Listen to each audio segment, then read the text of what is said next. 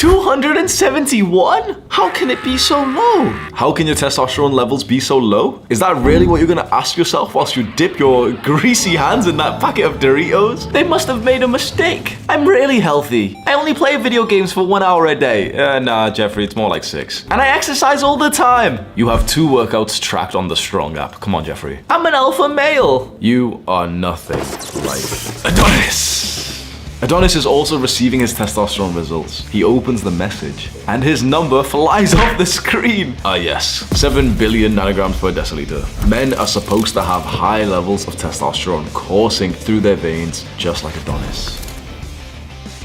Let's start this video with some words from Adonis about the consequences of having low testosterone. Low testosterone will destroy you as a man, for it makes a man weak, docile, and emotional. I might be releasing some merch soon. I was gonna release like a bathrobe and stuff. Don't skip this section because this is relevant to the video. And so, I was gonna, okay, yeah, sweet, we'll release the bathrobe, right? And I think, okay, let's maybe do like a shirt or a vest. And my friend Sam makes this joke that's relevant for this video, which you're probably gonna be able to relate to, even though it's gonna piss you off. And he said, we should make a line of the clothing for men who have got bitch tits. And actually, like, for a marketing idea, I think that's actually a good idea, just because it'll go viral. Like, people will talk about it. Oh, this guy's like made, like a gyno t-shirt or something. But it's actually such a common problem that, did you know about 57% of young men have got gynecomastia, have got bitch titties. 50% of men, so 1 in 2, has breasts. Think about how fucked that actually is. That something has went so wrong inside of us that men have started to develop like women would. Something is so entirely wrong. And I think testosterone is just one of those things. I think the psychological subversion, the conditioning that we've been through as young men, not so much, the plastics and the testosterone, but the message that's been implanted into us to be weak and docile and emotional, to open up about our feelings. Because that seems like good advice, doesn't it? And then every man who opens up to his girlfriend eventually says, so yeah, like she won't have sex with me anymore. Like, low testosterone is just one of the issues that men are facing. There's 7 things that we're going to speak about today. And the first thing that's destroying your testosterone levels and your ability to feel like a man is actually poor mental health. You might not have considered that. You might have thought that the first thing I was going to say is that you need to fuck more bitches and you need to lift more weights. But actually, most guys, I promise you, this is the truth, most guys would get the greatest ROI, the increase of testosterone, if they first improve their mental health. Because if you have anxiety or paranoid thoughts, if you feel unsafe, you've went through some shit before, maybe you got attacked, maybe you got traumatized, and now you don't really feel safe, even in like what should be a safe environment. You know what's actually going on, like, scientifically inside of your body? Your fight or flight system is activated. Cortisol is through the roof, and cortisol and testosterone work in opposites. When cortisol goes up, testosterone goes down. When testosterone goes up, cortisol goes down. When your cortisol's going up because you keep getting thoughts of like feelings of unsafety and paranoid and stress from exams, and maybe you're still thinking about the time that your dad beat your ass, or that kid in school, your friend beat your ass, and you're thinking about this more and more and more. Every time that you get like a negative, hostile thought in your mind, cortisol spiking up, testosterone going down. And what if you got depression, a lack of enjoyment, a lack of pleasure, a lack of color to your life? You feel unable to go and do even the basic things. They feel pointless. For many young men, symptoms of depression are they don't even brush their teeth every day. Again, my best friend Sam, when I first met him, he was at the level of like brushing his teeth every few days. He's obviously changed now. He lives with me here in Dubai. A lot of men have depression, and if you do have it, you can't go and do the other things that we need to recommend. If I tell you, okay, you've got depression, I tell you to stop drinking alcohol or stop smoking weed, or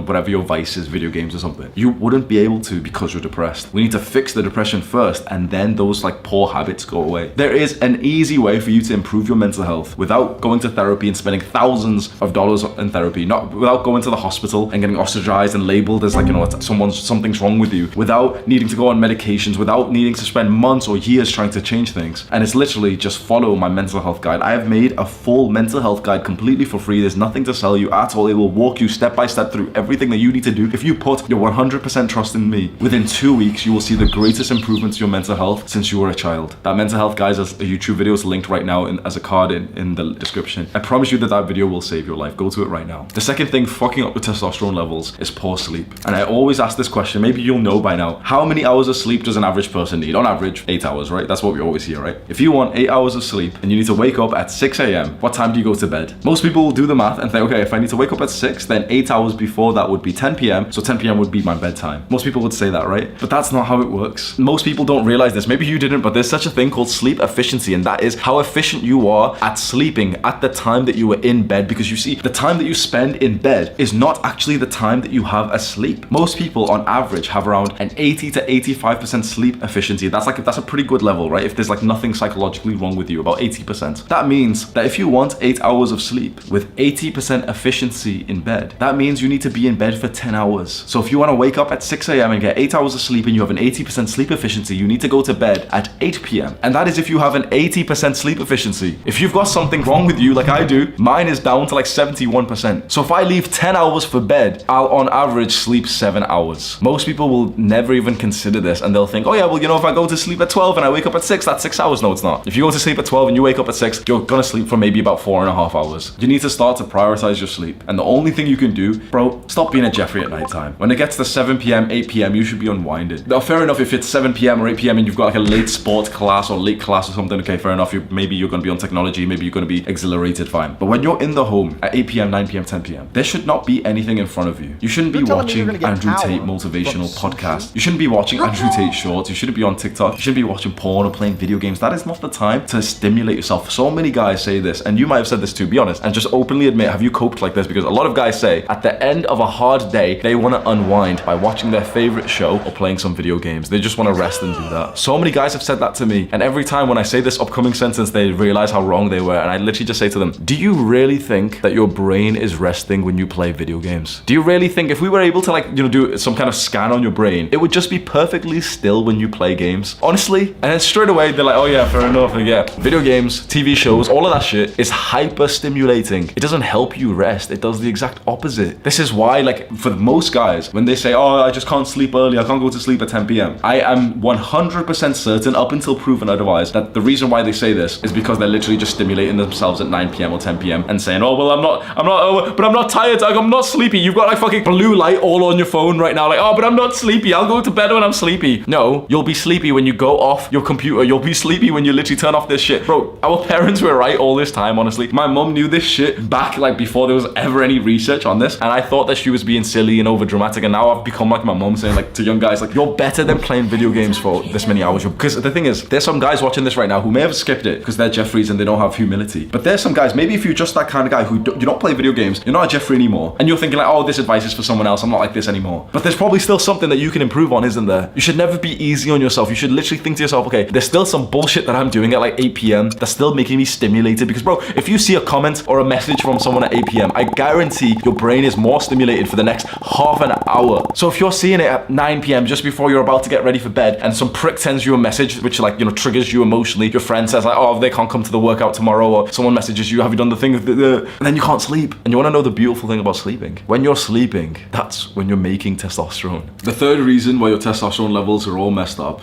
you're coming too much, bro. I know this is weird, and I've recently just gotten more into the niche of like speaking about ejaculation and semen retention and nofap. I've been on this shit for a while, right? I discovered nofap age 17, right? And I think I did it better than everyone else. Any other YouTuber you've seen, their nofap advice is worse than mine. I know for a fact it is, because when people follow my advice, they don't ever go back to porn and masturbation. When people follow some dickhead YouTuber's advice, they're constantly commenting, oh guys, I only got to day 3. When you follow my advice, your life changes forever in terms of nofap. Like I was the one who just, luckily, honestly, I was just lucky. I just cracked the code of nofap when I was like 18 years old. And I just realized you have to progressively unload instead of just cutting it out completely and trying to get to day 90. Anyone who tells you they're on day X of nofap, I know for 100% certainty they're actually gonna fail. If you know what day you're on right now, I know for 100% certainty that you're gonna fail, you're gonna relapse again. If I ask some guy, what day of nofap are you on? And he just shrugged him, I'm like, I don't know, I don't count it. I know for a fact he's gonna be absolutely fine. Do you wanna know why? Because when you're counting these days and like grabbing a knife and like etching it into your wall, like, oh, I'm almost on day 90, I can start to levitate or some shit. You're so obsessed with it that it's still part of your identity. You're a guy who's trying to quit porn and masturbation. I don't want to insult guys, but bro, I see this in my Discord server. We have a massive Discord server, maybe you've joined. You can find the link in the description. But I see a fair amount of guys who have literally got their nofap day in their Discord name. Oh, my name's Steve and I'm on day 73. And I just think, bro, you're gonna relapse and it's actually gonna fuck you up because of how much you've added this to your identity. This was never the plan, was it? When we discovered this shit and we discovered, you know, like we went through Jeffrey propaganda when we grew up, didn't we? How accessible porn was. I remember some dickhead teachers and like government propaganda told us that masturbation and porn was healthy. Do you ever remember that propaganda? Because I do. And I get pissed. Like, bro, it'll be 9 p.m. on a Tuesday, fucking December or something. And I'll literally just wake up and think, hang on a minute. I literally vividly remember propaganda where sophisticated, clean shirt motherfuckers, teachers on posters and shit, who told us that masturbation would have been good for us, who told us how to masturbate. That was my sex ed class. They told, like, that pisses me off, right? But having said that, if you are currently so obsessed with NoFap semen retention that it's literally your Discord name is like how many days you're on, bro, it's a part of your identity. You're a guy who's trying to quit right now, which means that you are also the guy who's going to fail. Don't be the guy who's trying to quit. Be the guy who just simply doesn't do it. Because imagine there's two people, right? And let's use a different example. Let's say that they both smoke. So there's Jeffrey, and we won't say Adonis because Adonis obviously doesn't smoke cigarettes, but we'll say Jeffrey, and then there's Jessica. And Jessica's on her way to be Anastasia, right? Jeffrey and Jessica both smoke, and then they realize that they want to stop smoking cigarettes and they just want to go clean from that, right? Jeffrey goes the NoFap route, which all these dickhead YouTubers will tell him, okay, if you once you get to day 90, then your lungs will be cured. And so Jeffrey's like, okay, I really want to get to day 90. Jessica does more of like a psychological analysis on herself and realizes, you know what? I don't want to be this kind of person anymore. I'm not a smoker anymore. Okay, they're both on 3 days, 4 days, 5 days. Jeffrey's etching it into his wall. Yes, come on, getting closer, getting closer. Jessica's just living her life and she's becoming more and more like Anastasia. Suddenly, let's say they both go out to a social event, maybe a party. Jeffrey's offered a cigarette and Jessica's offered a cigarette. What do you think Jeffrey and Jessica say? Jeffrey says, oh, no, thanks, I'm trying to quit. But his friends keep on offering him the cigarette and they smoke next to him and he likes the smell. Then his cravings go through the roof till eventually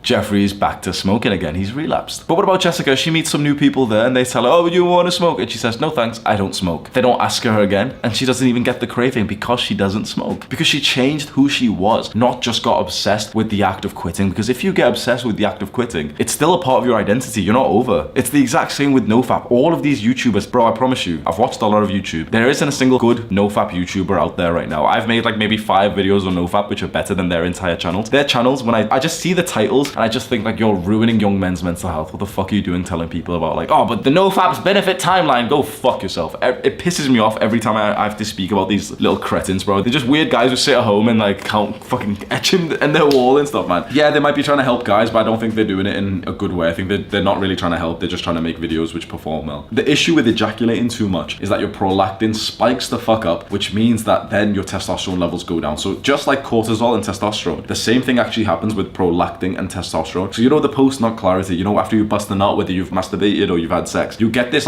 dip in your energy. You feel lethargic. You've lost all of your horniness for like at least 20 minutes, right? That is a huge spike in prolactin, and prolactin is like a counter to testosterone, which then goes down. Now, for most guys, this issue is coming from porn and masturbation. But actually, for some guys who think that they're above this, which could be you soon, they actually are going through this issue even in sex. Even when you have sex and you ejaculate then, that still decreases your testosterone. That still makes you feel lethargic and tired. Honestly, you might think like sex is amazing and stuff, but there are some consequences to this, and any guy who's fucked a lot knows that if you meet a girl and you have sex like 4 times in a day, after that you're just not interested in women for like at least hours. There's a lot of like bedroom mistakes that young men are making, and there isn't a lot of good advice for this. There's a lot of Jeffrey propaganda out there. I've made a private video for that, which is in the description. 3 bedroom mistakes to watch out for. Go and click on that right now. The 4th thing that's destroying your testosterone levels is a sedentary lifestyle. It's 9:45 a.m. In about 15 minutes, I'm gonna go get ready to go hit an upper body session and then go hit an MMA 1-to-1 class with the coach there, the UFC coach. So I'm gonna go exercise for about 2.5 hours after this. Then we'll be out and about, going to buy food, everything, going to like the barbers and stuff. That's pretty good, but that's not even at the level that we should be exercising. It depends where you're at, because a lot of guys are in that total Jeffrey zone where they don't even go and do anything. But you've been watching my videos for a little while, you've already considered, getting into the gym more seriously, getting more fit. So you're probably someone who's a big step further than the hordes of Jeffreys in the world, aren't you? But having said that, I still don't actually think that's enough, because when you get into the gym and you do resistance training, weightlifting, calisthenics, you start hearing this term called overtraining, and you start getting scared of like doing too much and you want to minimize it and everything. And I think that's fucking Jeffrey propaganda, honestly. I don't think there is maybe 0.1%, maybe less of the population actually overtrained. I think it's overblown, and I think to live like natural primal humans with maxed out levels of testosterone, they were overtraining by like the fat scientists standards of today. There's fat scientists, fat doctors these days telling you that you're overtraining if you lift weights for like 45 minutes. Like, shut the fuck up. Because if you don't consider this scientific shit, and if you don't track with like fitness track, you know, I've got the Aura Ring, right? But I'm even starting not to use it anymore because I've just realized like it just invokes weakness in you. If you want to be like David Goggins, you think David Goggins is sat there like, oh, what if I'm overtraining? How many sets have I done today?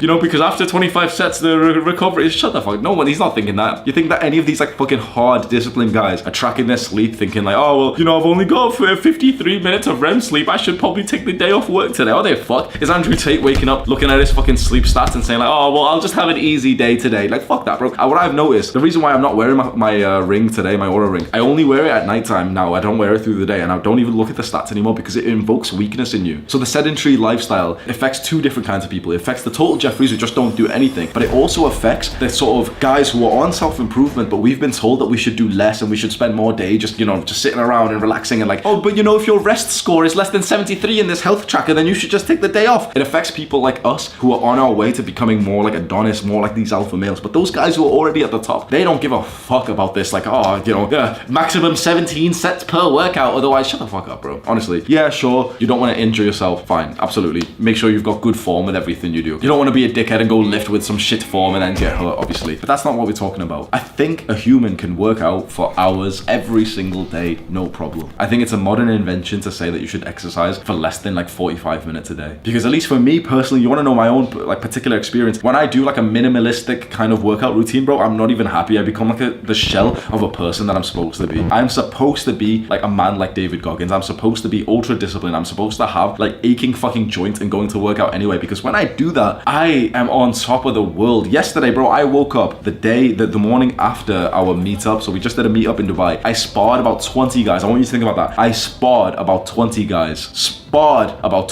That's deeply fucking like intenseful, right? That's intense. You're literally fighting guys. I'm punching, kicking, grappling and everything. When I came home from that meetup, after being there for hours on my feet for fighting people, I literally was so sore that it was hurting me to walk and I was limping. I woke up, text Sam like an excuse, telling him like, oh, you know, I'm not gonna like come today, you know, I'm overtraining and shit. I'm watching the David Goggins podcast, like I'm rewatching the one with Joe Rogan, the first one. And just hearing this guy talk is so inspiring that I'm like, man, fuck this. I'll message Sam, oh, bro, let's go do a David Goggins workout, man. So it's like the previous message was like, oh, bro, you know, I'm really tired, let's miss it. The next message, oh, bro, let's go do a David Goggins workout, man. Let's go do 500 pull-ups, bro.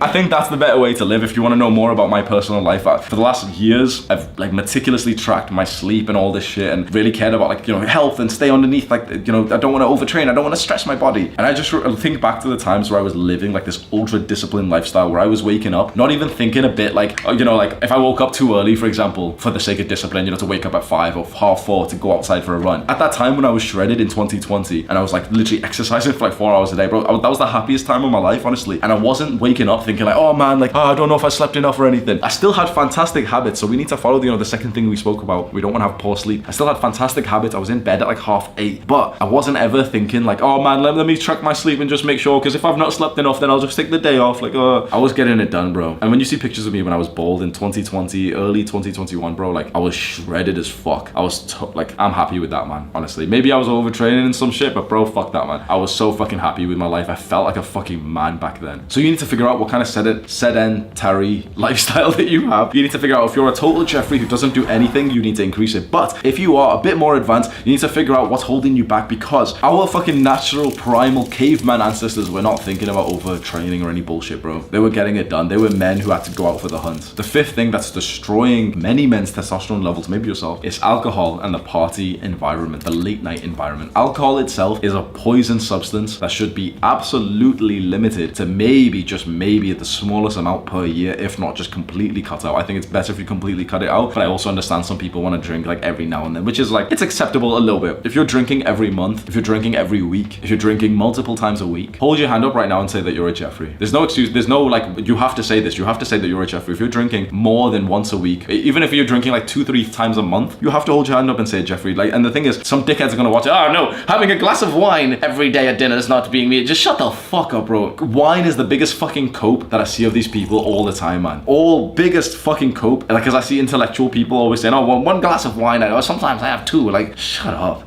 Just shut up and go for a run, bro. What the fuck? What's the need of drinking alcohol, man? It does nothing, bro. It's like, it tastes like shit. And if you want to get drunk for the sake of being drunk, fair enough. You probably got some problems, but fair enough. But if you just want to drink for, oh, yeah, oh, lad, let's go for a drink, lad. No, let's not get drunk. Let's just go for a drink, lad. Why? It tastes horrible. And if you're not going to get the sort of drunk effects from it, then what's the point of it? It tastes like shit. Usually it's consumed in an environment where you're surrounded by total fucking Jeffreys, like the great old British pub, fucking Weatherspoons, bro. Alcohol has been proven time and time again to destroy not only your testosterone, but your health in general. If you want the fastest way to destroy your testosterone, to develop man boobs, to gain up to 25% body fat, to look like a piece of shit, to feel like a piece of shit, go start drinking consistently. Simple as that. This is then coupled with the environment which alcohol is consumed in, the party environment, the nighttime environment. Those things can be very fun. Honestly, those things can be very fun. And I think maybe it's somewhat valuable for a lot of young men to go and experience that stuff. If you have the total desire to, you know, like really want to go and see what like a party's like and stuff, yeah, go ahead. If you like really enjoy it, fair enough, go ahead. Maybe go. Maybe just don't get drunk. Simple as that. But like maybe it's like, it's hard to say this because obviously I've experienced all this myself. I was like a total fucking dumbass student on drugs, drinking all the time for years and years. So for me to tell you to not try those things, it's a bit contradictory. But obviously, like, I can only tell you not to try those things because I've experienced them myself. So even though I'm telling you to do something that I've not done, this is how teaching someone to avoid your mistakes works. Does that make sense? Because when I speak about partying, that's when I get a bunch of comments from Jeffreys who say, oh, but Hamza, like,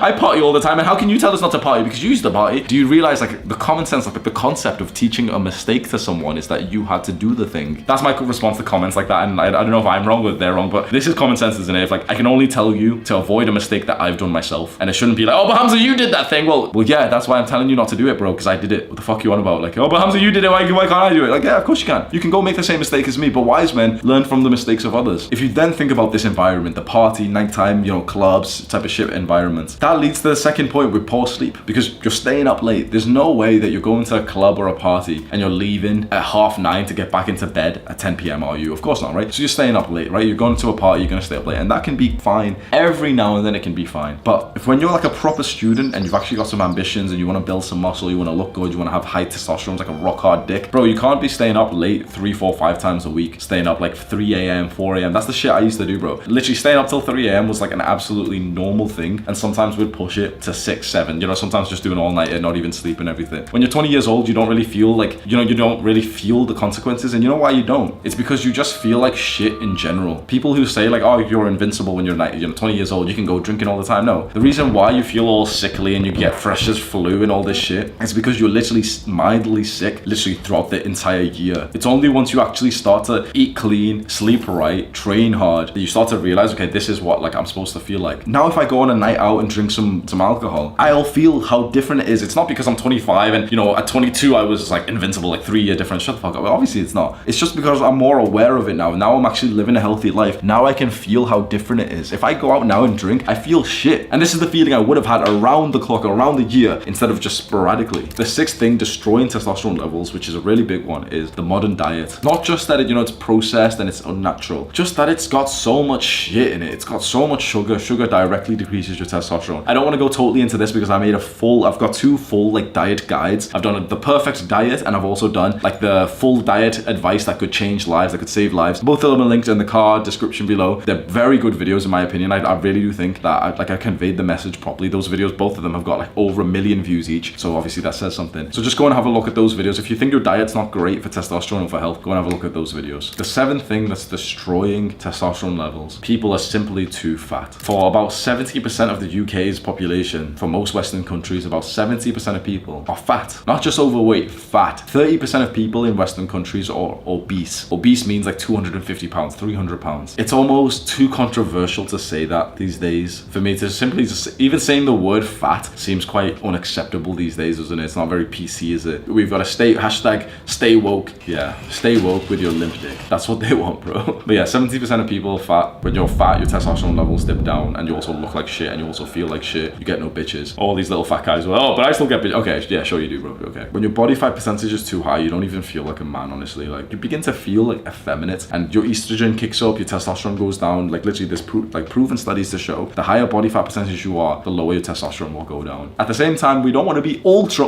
lean, lean. But the reason why I'm not going to include that as a point here is because that's not an issue for literally like almost any person. To be too lean is like a bodybuilder's issue. Like if you're a full-on steroid taking bodybuilder going for a competition and you're going to cut down to 7% body fat, yeah, your testosterone is going to go down. But pretty much you and I are never going to get to 7% body fat. If you think that you've ever been there, you're totally mistaken. You have not. You're so certain. You know, if there's some dickhead watching this who says, yeah, I've been at 6%, shut the fuck up. No, you're not. Like, unless you were a professional bodybuilder going into a show and stuff, fair enough. If you're some average guy, yeah, who goes to the gym and, you know, cuts down and went on low calories, you were at like 10% body fat and you thought it was like 6. Literally, like, no one gets below 10% on accident. It's literally impossible. You have to like fully meticulously track every grain of rice to get that low. So I don't think low body fat is an issue for most people. I think too high body fat is an issue. And the way to fix that, the previous point, just go and research diet. Do you know, this pisses me off, right? You know, all the years that we went into the education system, did you ever get told about diet and nutrition? Did you ever have a class on that through high school? We got told so much shit about fucking osmosis and the propaganda, like whitewashed history of the UK, where they only show like the UK, you know, I'm from the UK, like they only show your country in good light. If you're American, they do this as well. Like, you do realize the history that you learned in your schools isn't actually real history. Like, it's actually very different from what you learn. You realize once you get out of school and you actually like start becoming like a real student outside of school, you realize like all the shit that you learned in terms of history and geography and all this shit, it's like, it's all just propaganda, bro. It's propaganda to make you weak and docile, to make you fit into the perfect little brain dead employee afterwards. And that's why they'd rather keep you like unhealthy and fat and low testosterone, because otherwise you'll revolt against the system. But I don't know, maybe that's a conspiracy theory, but who knows? If you feel offended, then you know that there's got to be some truth to that right now. Click and watch this video right now, do the hard work, especially when you don't feel like it. Mwah.